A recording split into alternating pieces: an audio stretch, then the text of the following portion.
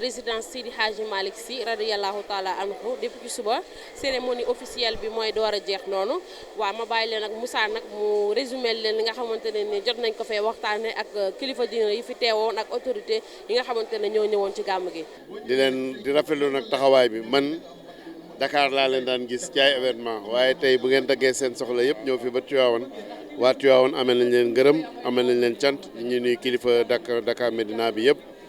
di wax rek ni que wax dëgg yàlla kontaan nañu tey message yu xalifa bi rafet na yaatu na te matale na maanaam lépp lu askan mi doon jàmmat génne nañ ko wax ko ci anam gu leer wax li nga xam ne digle yi ci yàlla santaane waaye tamit dugg ci te mu gàmm gi nga xam ni suñu wéyjur suñu xarit suñu sëriñ di suñu wasila sëriñ Babacar Sy ibnu Seydi Hadji Mansour daf ko joxe nii waqulu li naasi xusnan te mooy ngeen fexe ba lépp lu ngeen di wax nay rafet jëf yi nay rafet demlante yi nay rafet kon yaakaar naa bu Sénégal tolloo fii ak ñaawteef yi nga xam ni moom la nit ñi di jëflante bis bu nekk boo ubbee sa journal gis ko ci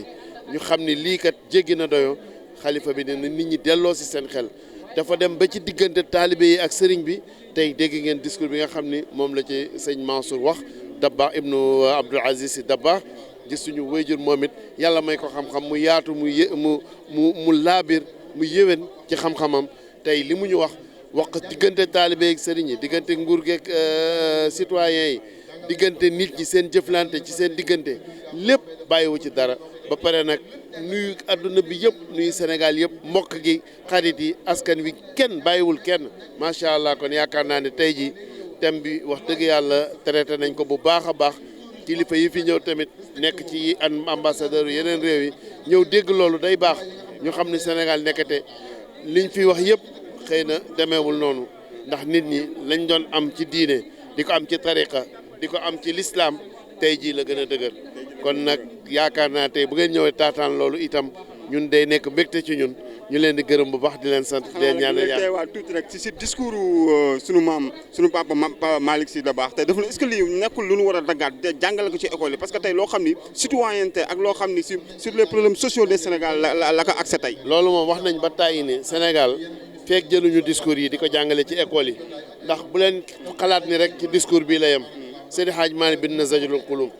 ci société sénégalaise lay wax ci nit ban taxawaay la war a am ci société la waxtaane si Masaalikul Jinaan suñu maam borom Touba bind ko wax ci société sénégalaise naka la ci nit war a mel ba nga xam ni boo ci nekkee di nga am comportement bu digne loolu yëpp kilifa diine yi fi nekk ci Sénégal ku ci nekk bind nga bàyyi fi lu mel noonu kenn jàngale ko ci école yi yaakaar naa tey mën nañu wax ni njalbeen la wala tàmbali la ci bu ko nit ñi déggee xam ni lii kat citoyen sénégalais bu nekk war nga koo xam te fi nga xam ni fan lañ leen di tàggatee di école bi war nañ fa dugal genre discours yu mel nii. kon jotul ni ñu génn li nga xam ne moom lañ fi tubaab bi joxoon indi li nga xam ne moom lañ am sunu maam El Hadj Malick jàngal sunu maam Serigne Touba jàngal parce que boobu ba tey li nga xam ne koo xam ne li mu fi jógee ba tey am na 100 ans boobu ba tey te boobu ba tey li mu fi jàngale boobu ba tey moom moo fi des te dafa gën a raw sax. xam nga la grande royale ci l'aventure ambiguë dafa wax benn wax yu am solo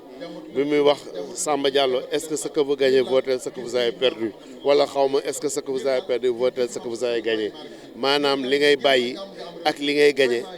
boo ko xaymaa ndax méngoo na wala bokk ndax tolloo na defe naa ne du ñu bàyyi lii di jël lële dañuy fexe jël loolu yëpp li ci baax ñu jariñoo ko li ci bon nag parce que le bon sens est la chose du monde la mieux partagée yaakaar naa ne sénégalais bu nekk xam nga li baax ak li bon te bu ñu sukkandikoo ci diine comme ni ko Seydi Hadji Malick dafay woon ci Zajrul Qulub wax ni nii la jullit war a mel ci société Masaalikul Jinaan sëñ Maam Borom Tuubaa wax ni nii la sénégalais war a mel bu fekkee ne dafa bëgg tënku ci yoonu l'islam yaakaar naa ni loolu bu ñu ko jàngalee tëggaat sénégalais yi ci citoyenneté bu mel noonu incha allah Sénégal dana gën a jëm kanam. c'est un plaisir après ñu ñëw fii si gàmmu Tivaouane après 2 ans yoo xam ne defuñu gàmmu dafa niroog Tivaouane tey moom foo tur mbaatu mu takk xaw ma loolu lan koy wax li ko olof defee a fait le plein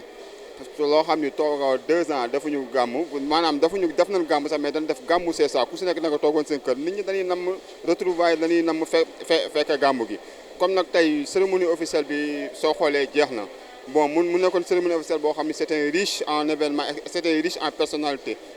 corps diplomatique bi teewoon nañ fi représentant xalif bi teewoon na fi ki yoroon message u xalif bi teewoon na fi ambassadeur u Maroc moom tamit jël na fi kàddu bon le maître de cérémonie mu nekkoon suñu papa suñu maam Alaaji Mansour Mbaye di ko ñaanal yàlla gën ko fi yàgg yàlla gën ko fi teg yàlla gën a wéral baat bi le message du xalif suñu maam Pape Malick Kébé Makhtar Kébé moom moo ko liir bi mu ñëwee tam message u xalif bi def na en revue de tout jaar na ci diine ji également Pape Malick Kébé li message bi ci gën a am solo mooy dafa demander